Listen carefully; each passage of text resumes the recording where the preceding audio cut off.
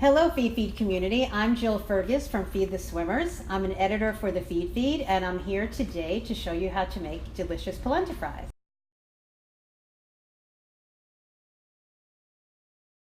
I would like to thank the Feedfeed for allowing me to take over their stories today and share a family favorite recipe with you all. 3 cups of water for every 1 cup measured polenta.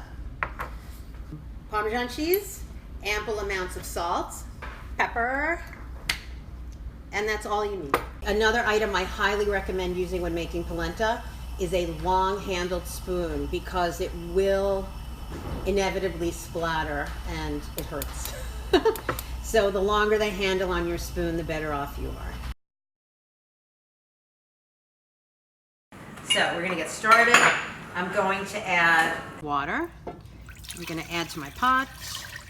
I'm going to turn this on high and bring it to a boil. It's important if you have a good cast iron heavy bottom Dutch oven. If not, it is recommended that you use any heavy bottom pot. You can also use vegetable stock or chicken broth. And then, while stirring in circular motions, you're going to allow the polenta to just kind of drizzle into the center here. This way you avoid clumping, and then you're going to lower the heat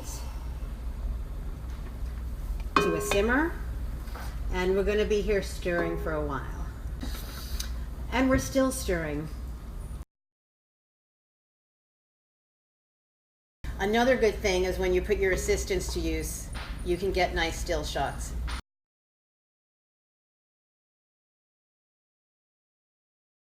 Okay, so we've been stirring for about 30 minutes. The polenta is nice and creamy and done. I'm going to add my Parmesan cheese. At this point, I would also add any goat cheese, creme fraiche, any vegan options you choose to substitute. And also, I would add fresh herbs now at the end. Okay, so then carefully, because this is all quite hot, you're going to transfer this to a baking dish. And for 1 cup of polenta, an 8x8 or 9x9 brownie pan would be perfect. You can grease this a little or line it with parchment, whichever you prefer.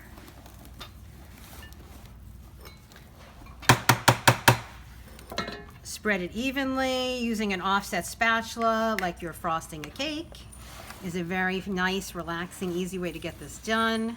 Okay, so now that this is all set, you want this to cool completely. So if you're not planning on frying it until tomorrow, pop it in the fridge covered and let it sit overnight. Or even if you're going to do this within the next couple of hours, I would let it cool, refrigerate it. Here's one I just grabbed from the refrigerator. I made this much earlier this morning, so I would have something to show you.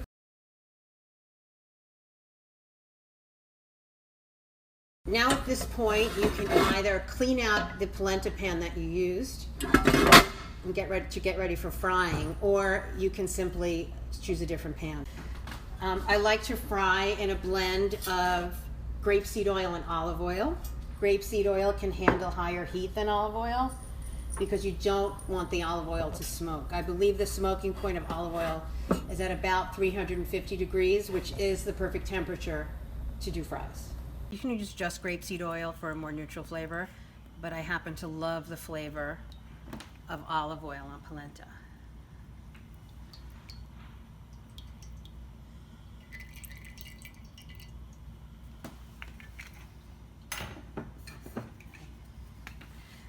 And now we're going to add some olive oil. And that should be the right amount. Place these in gently, and they do splatter, so be careful if you have small children and pets running around the kitchen.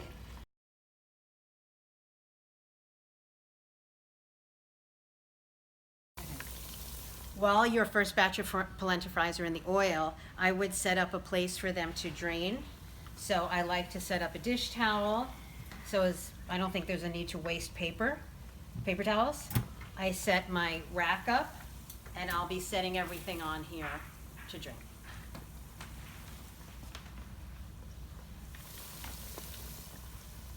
I want to thank the Feedfeed for allowing me to take over their Instagram stories today. I want you to see these golden brown delicious polenta fries.